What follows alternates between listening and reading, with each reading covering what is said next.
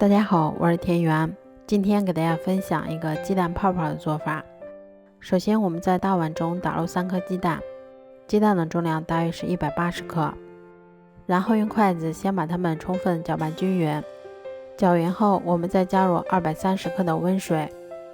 然后用筷子把它们再次充分搅拌均匀。搅匀后我们先加入220克的普通面粉，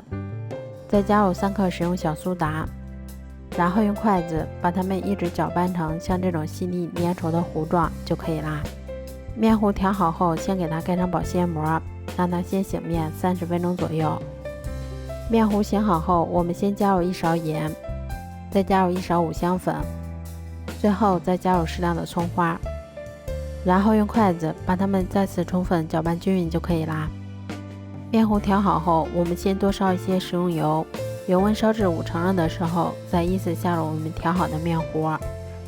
全程用中大火炸，中间给它们勤翻动一下，确保受热均匀。最后一直炸至表面金黄后就可以出锅啦。这样做出的鸡蛋泡泡吃起来外酥里软，不油腻，味道比外面买的还要好。如果喜欢的话就试试吧。喜欢我的视频就关注我吧，谢谢您的支持。